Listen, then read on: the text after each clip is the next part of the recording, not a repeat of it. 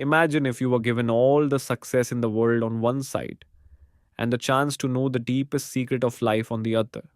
What would you choose? Thousands of years ago, our sages sought not just wealth or fame, but a life that is complete from within, meaningful, and filled with unbreakable peace. The knowledge they attained was compiled in the Upanishads. These are not just religious books, they are a practical blueprint for true success in life, mental strength, and awakening one's real potential.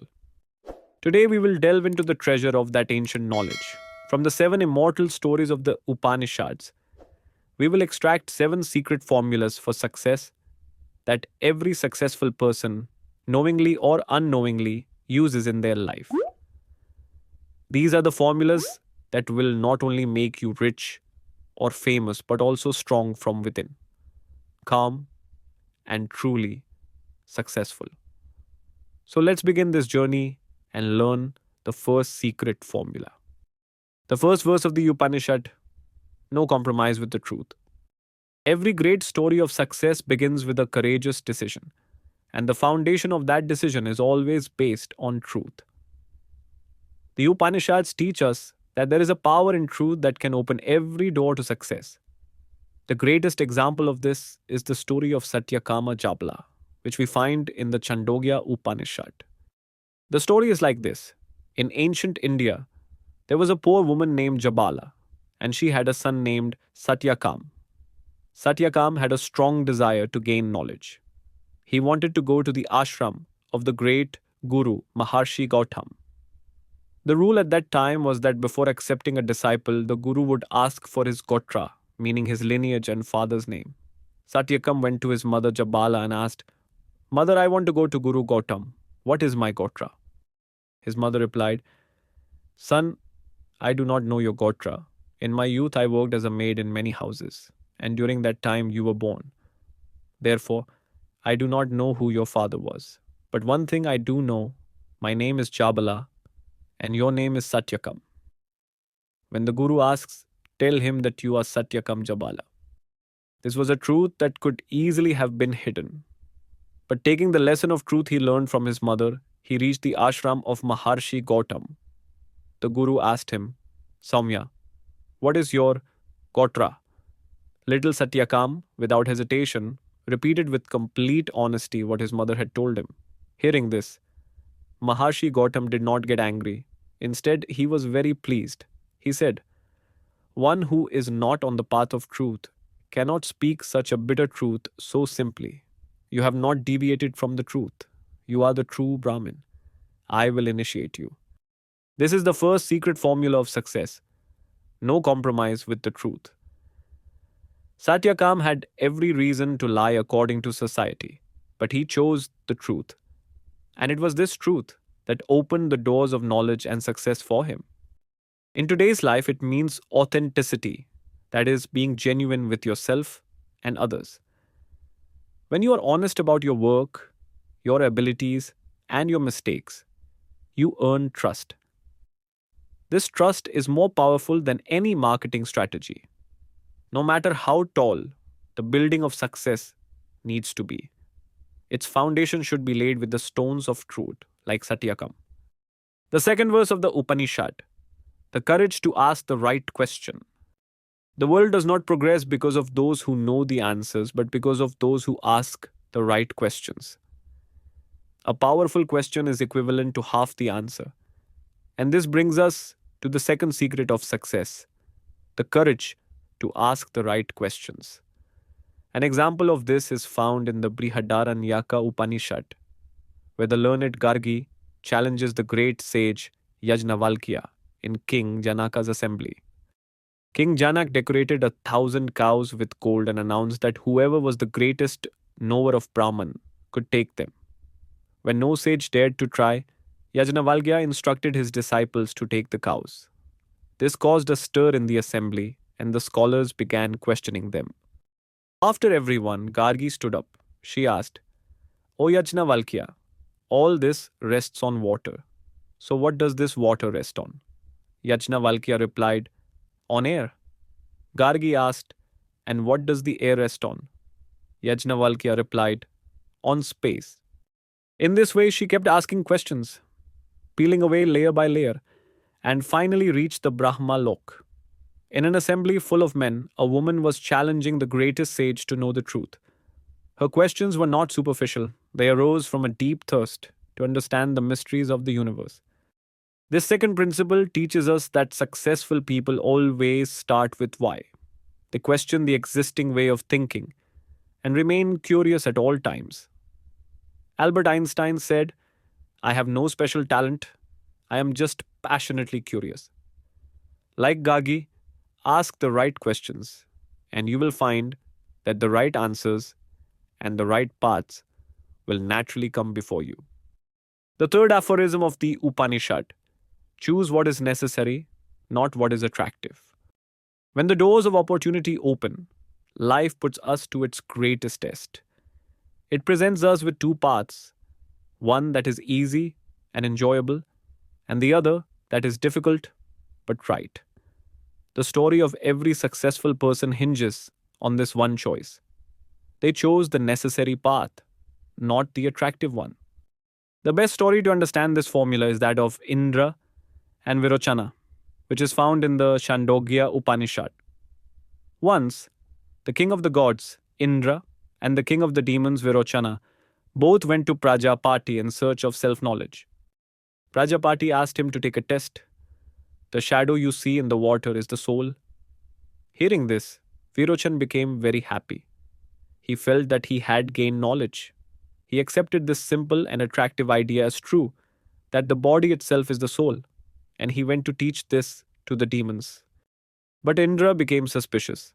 He thought, if the body itself is the soul, then what will happen to the soul when the body gets sick, grows old, or dies? This cannot be true. He went back to Prajapati with this difficult question. His choice was difficult, but it was correct. This is the third and perhaps the most powerful formula for success. Always walk not on the attractive path, but on the right path. Indra rejected the easy answer and chose the deeper truth. This principle applies to every turn in our lives today. Staying in a warm bed in the morning is tempting, but getting up to exercise is necessary. Spending hours on social media is tempting, but reading a book is necessary. The next time you have to make a decision, ask yourself, is this path tempting or necessary for me? Your answer will determine the direction of your success. The fourth aphorism of the Upanishad: unwavering determination and patience. After choosing the right path, unwavering determination and tremendous patience are needed to stay on it. These are the qualities that turn a thought into reality. Our story continues from there. When Indra rejected Prajapati's first answer, Prajapati told him to wait for deeper knowledge. Indra practiced celibacy for 32 years to gain knowledge. Even after that, when his doubts were not resolved, he stayed for another 32 years, and then more. In total, Indra practiced with unwavering determination and patience for 101 years to attain true self knowledge. This is the fourth secret formula of success: unwavering determination and patience. Indra's wait of 101 years was not just waiting, it was a test of his resolve. In today's era of wanting everything immediately, this formula is perhaps the most important. We start a business and want it to be profitable in the first year itself. And when that doesn't happen, we get disappointed and give up on it. Indra teaches us that success is a marathon, not a 100-meter race. Once you set a goal, stay steadfast like a rock towards it. It is just like a bamboo tree that strengthens its roots underground for many years and then shoots up to the sky in just a few weeks. When the right time comes, the doors to success will surely open. The fifth verse of the Upanishad: true enjoyment lies in renunciation. This formula may sound a little strange. How can renunciation and enjoyment be together? But this principle of the Upanishads is one of the deepest secrets of success and peace of mind. King Janaka best exemplifies it. King Janak was the emperor of Mithila. He had wealth, power, fame, everything. But still, he was called Videha, meaning beyond the awareness of the body, and a great self knower. He enjoyed all the comforts of the royal palace, but he was not attached to them at all. There is a famous story that once, when he was with his guru Ashtavakra, a soldier came running and said, Maharaj, the palace is on fire. The other sages and disciples began to worry, but Janaka remained calm. He said, even if Mithila burns down, nothing of mine burns. This was not arrogance, but deep understanding. The Isha Upanishad says, Tena Tyaktena Punjita, meaning enjoy with a sense of renunciation.